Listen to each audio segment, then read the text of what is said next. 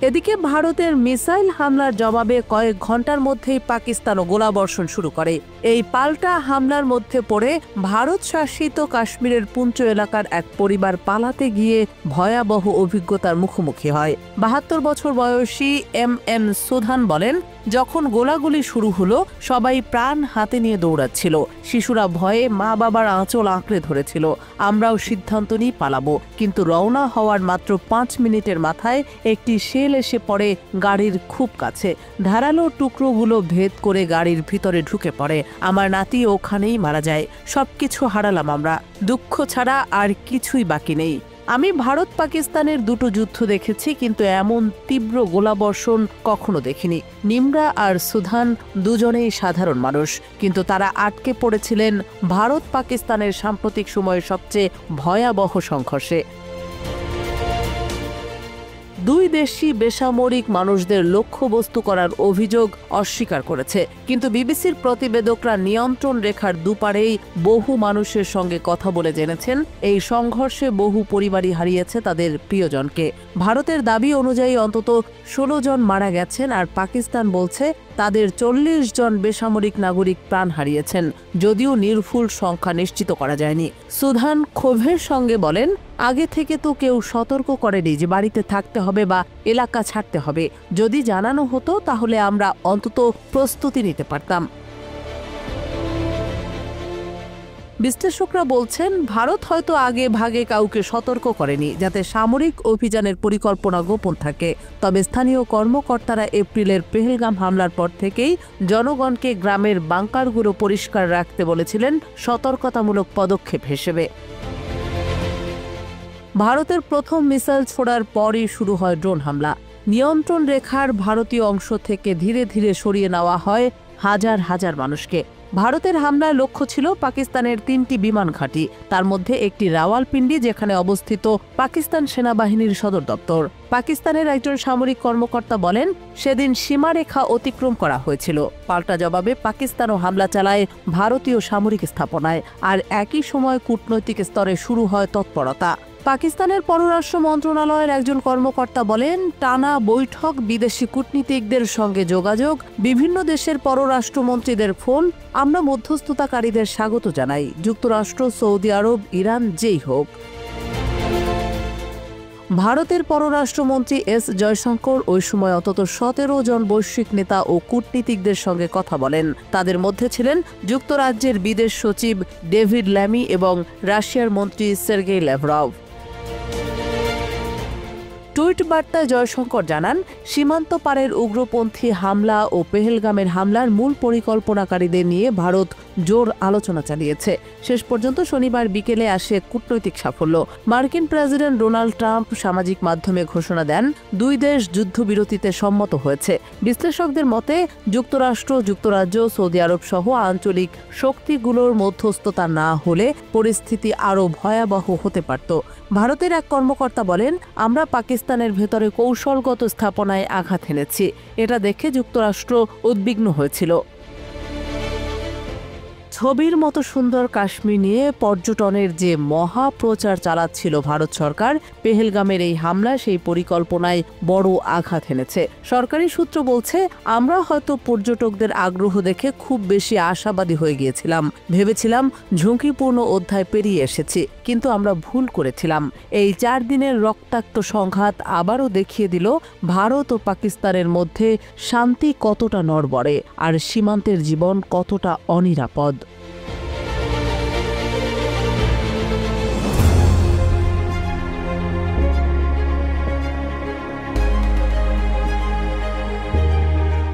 গাজায় চলমান ইসরায়েলি আগ্রাসনের জবাবে ইয়েমেনের ইরান সমর্থিত হুথি বিদ্রোহীরা এবার ইসরায়েলের গুরুত্বপূর্ণ হাইফা বন্দরকে সমুদ্র অবরোধের আওতায় আনার ঘোষণা দিয়েছে।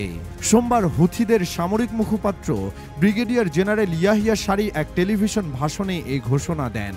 সারি বলেন, এই মুহূর্ত থেকে হাইফা বন্দরকে আমাদের বৈধ লক্ষ্যবস্তু হিসেবে চিহ্নিত করা হলো। এই বন্দরে যাতায়াতকারী সব জাহাজ এবং সংশ্লিষ্ট কোম্পানিগুলোকে এখনই সতর্ক করা হচ্ছে। তিনি আরও জানান, হুথিদের এই পদক্ষেপ গাজার নিরীহ ফিলিস্তিনি জনগণের প্রতি সংহতির অংশ হিসেবেই নেওয়া হয়েছে। হুথি গোষ্ঠী এর আগেও ইসরায়েলের বেন গুরিয়ন আন্তর্জাতিক বিমানবন্দর এবং অন্যান্য স্থানে ক্ষেপণাস্ত্র ও ড্রোন হামলা চালানোর দাবি করেছে। তবে অধিকাংশ হামলায় ইসরায়েলি প্রতিরক্ষা বাহিনী মাঝপথে প্রতিহত করতে সক্ষম হয়েছে। তা সত্ত্বেও হুথিদের কর্মকাণ্ডে ইসরায়েলে আতঙ্ক ক্রমেই বাড়ছে। এদিকে যুক্তরাষ্ট্রের বিরুদ্ধে চালানো হামলা আপাতত স্থগিত রেখেছে হুথিরা। তবে ওয়াশিংটন ও তেহরানের মধ্যে টানাপোড়েন চলমান থাকায় এই সিদ্ধান্ত যে দীর্ঘস্থায়ী হবে তা বলা যাচ্ছে না। উল্লেখ্য, চলতি বছরের 15 মার্চ থেকে যুক্তরাষ্ট্র ইয়েমেনে বড় ধরনের সামরিক অভিযান শুরু করে। প্রেসিডেন্ট ডোনাল্ড ট্রাম্প দ্বিতীয় মেয়াদে ক্ষমতায় ফেরার পর এটাই পশ্চিম এশিয়ার সবচেয়ে বড় মার্কিন সামরিক তৎপরতা হিসেবে বিবেচিত হচ্ছে। এই অভিযানে যুক্তরাষ্ট্র 1000-এর বেশি বিমান ও নৌ হামলা চালিয়েছে ইয়েমেনের বিভিন্ন অঞ্চলে। বিশ্লেষকদের মতে এই অভিযানে যুক্তরাষ্ট্রের ব্যয় ছাড়িয়ে গেছে $100 কোটি। হামলায় ব্যবহৃত হয়েছে হাজার হাজার বোমা ও ক্ষেপণাস্ত্র। তবে 8 মে হোয়াইট হাউস জানায় প্রেসিডেন্ট ট্রাম্প সাময়িকভাবে ইয়েমেনে সামরিক অভিযান স্থগিতের নির্দেশ দিয়েছেন।